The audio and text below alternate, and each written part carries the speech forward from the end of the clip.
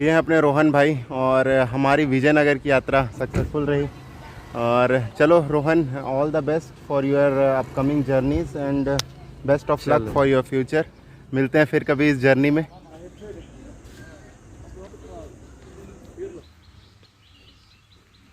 आदाब, सत श्री अकाल, जय जोहर। मैं हूं सोमेश और मैं कर रहा हूं 500 डेज़ अक्रॉस द इंडिया। भाई साहब, सबसे पहले तो ये बता दूं, मैं जा रहा हूं परशुराम कुंड और परशुराम कुंड जा रहा हूं मैं एक अलग रास्ते से। आमतौर पर लोग तेजू वाले रास्ते से जाते हैं, लेकिन मैं जा रहा हूं वाकरो वाले रास्ते से। गाड़ियां बहुत कम है, छोटा सा रास्ता है, लेकिन यहाँ से लगभग जिस मोड़ पे मैं खड़ा हूँ वहाँ से लगभग है 62 किलोमीटर। इस तरफ से मैं आया हूँ, इस साइड है नाम से, और अगर इस साइड मैं जाता हूँ तो इस साइड पड़ जाएगा तेजू। लेकिन ये छोटा सा रास्ता लेके हम जा रहे हैं वाकरो की तरफ से परशुराम के लिए।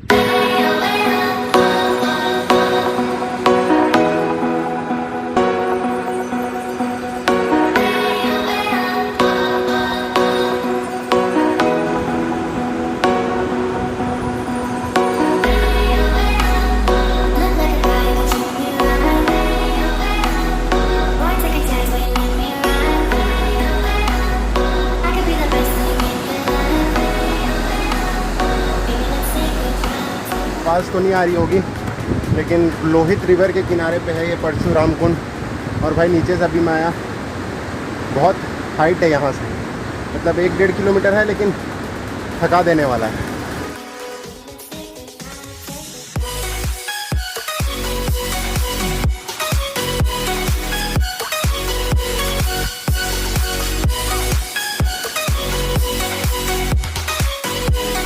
लिफ्ट मिली थी हमें, लेकिन आगे रोड की ब्लास्टिंग हो रही है और रोड ब्लॉक हो गया है। तो भाई लिफ्ट मिलने के बावजूद भी हम आगे नहीं बढ़ पा रहे हैं। ये हैं सर जिन्होंने हमें लिफ्ट दी है, और सर अभी बैठ के मोबाइल चला रहे हैं, हमारा चैनल सब्सक्राइब कर रहे हैं। Thank you so much sir. तो भाई यहाँ पर हुई थी खतरनाक वाली लैंडस्लाइड, और इसके कारण हमें 1.5 से 2 घंटे यहाँ पर रुकना पड़ गया। तो निकल रहे हैं हम यहाँ से। क्लियर किया है रोड, JCB आई थी और 1.5 से 2 घंटे में क्लियर हो पाया है रोड।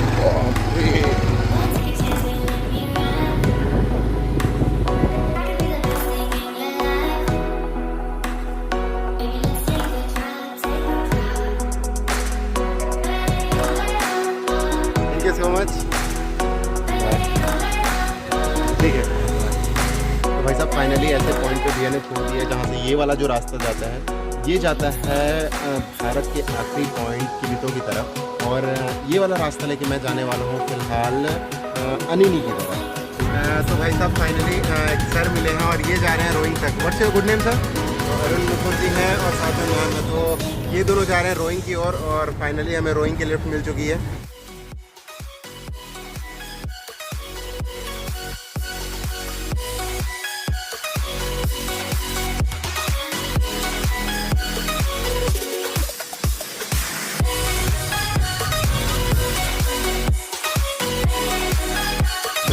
रोइंग टाउन, और यहाँ से अब स्टे का इंतज़ाम करना है क्योंकि शाम हो गई है, लगभग 4 बज गए। आगे माउंटेन स्टार्ट हो जाते हैं तो चलना जो है सही नहीं रहेगा। तो भाई साहब हुआ कुछ ऐसा कि ये जो जगह है ये मंदिर की जगह है, पीछे शिव मंदिर है, और यहाँ हमारे रहने की व्यवस्था हो गई है। पंडित जी ने यहाँ पर अनुमति दे दी है। हम यहाँ पर टेंट लगाने वाले हैं, रात्रि का भोजन यहाँ पर बनाने वाले हैं, और आज रात का हमारा जो विश्राम है यहीं पर होगा। कल सुबह हम निकलेंगे अनिनी के लिए। तो चलिए टेंट वेंट लगा लेते हैं, फिर मिलते हैं आपसे।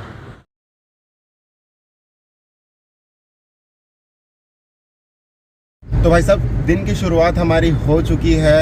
हम जिस प्लेस में लास्ट रुके हुए थे वहाँ से निकल चुके हैं, और निकलते ही हमें मतलब रोइंग टाउन से जस्ट मैं निकला ही था कि लिफ्ट मिल गई आगे बोमजीर की ओर। मतलब बोमजीर एक जगह है पासीघाट वाले रास्ते में, जहाँ पर कौन सा रिवर है? दिबांग रिवर। दिबांग रिवर बहुत चौड़ा रिवर है और one of the main important project बनने वाला है। 28,000 मेगावाट का एक प्रोजेक्ट बन रहा है, और वो डैम जल्दी मतलब कंस्ट्रक्ट होगा। तो एक सर मिले, उन्होंने हमें दिए लिफ्ट। मिदर रतन जी, ओके, तो thank you so much for lift. हाँ ठीक है, कोई बात नहीं।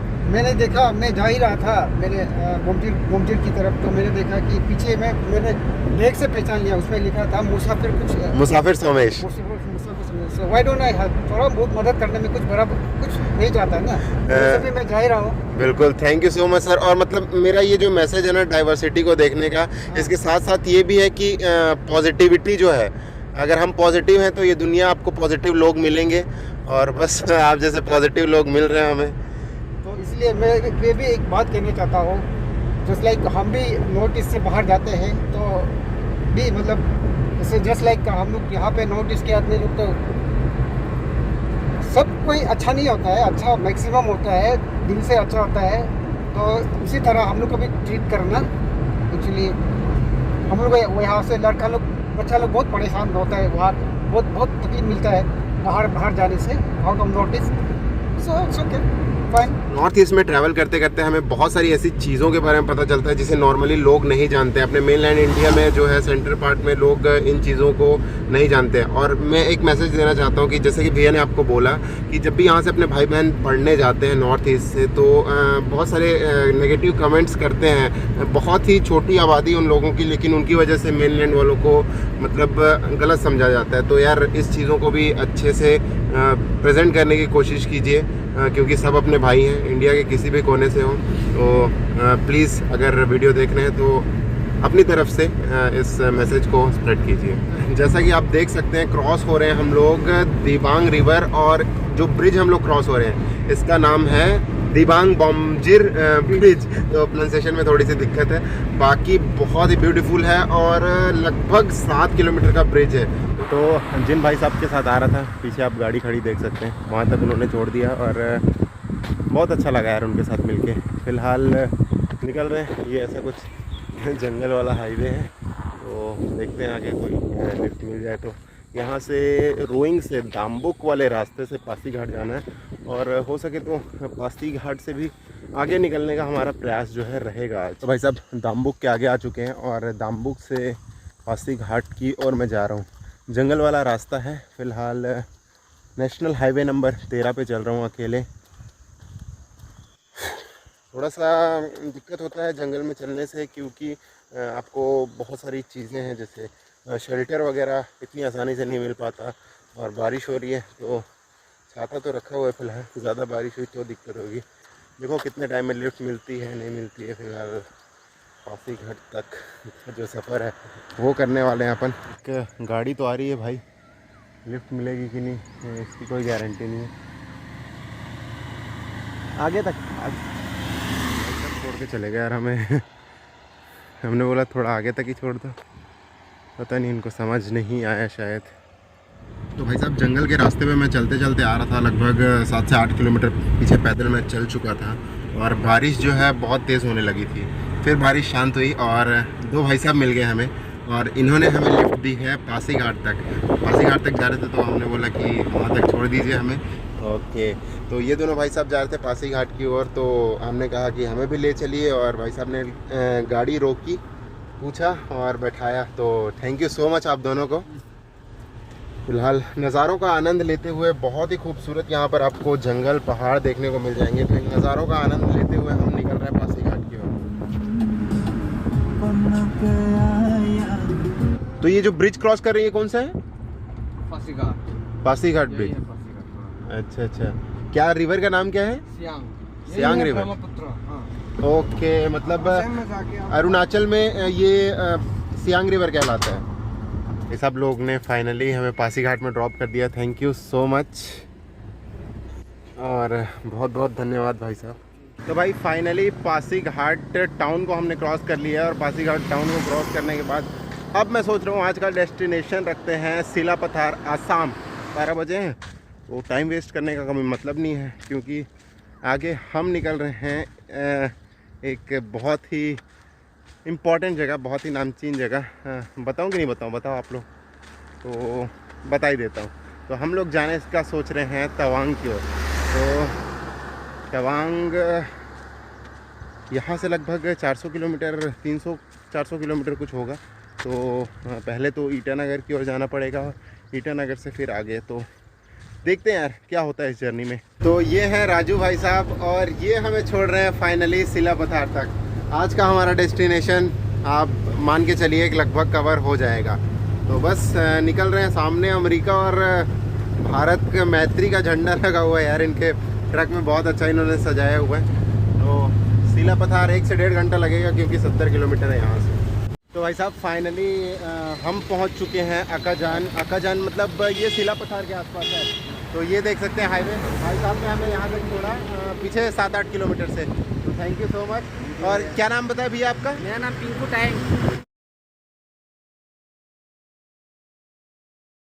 तो सुबह मैं निकला ही था और बस कुछ 2 किलोमीटर चला था और सर मिल गए हमें। क्या नाम है सर आपका? मेरा नाम ओगम नाबी।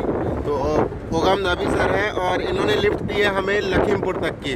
तो ये ब्रिज कौन कौन से डिस्ट्रिक्ट को जोड़ता है सर?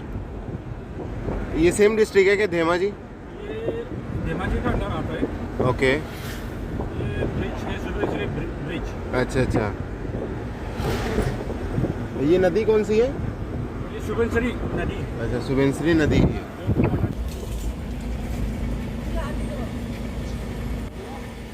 तो बात कुछ ऐसी है कि मैं मतलब अभी कुछ दिनों से GoPro यूज़ कर रहा हूँ। तो GoPro के लिए मैं एक्सेसरीज ढूंढ रहा था, बैटरी ढूंढ रहा था लखीमपुर के मार्केट में। और लखीमपुर भाई इतना बड़ा सिटी है, लेकिन आपको GoPro से जुड़ी एक्सेसरीज़ यहाँ पर मिलना मुश्किल है। तो अगर आप इस साइड आते हैं तो यहाँ पर टाइम वेस्ट मत कीजिए। देखते हैं ईटानगर में अगर मिलता है तो thank you so much sir यहाँ तक छोड़ने के लिए। So right now I am standing in क्या बोले, कहाँ पर हूँ पता नहीं, मतलब ईटानगर एंट्री करते हैं। क्या नाम, जगह का नाम क्या भाई? जगह का नाम है बंदरदेवा। और यहाँ से एंट्री करते हैं अरुणाचल के लिए।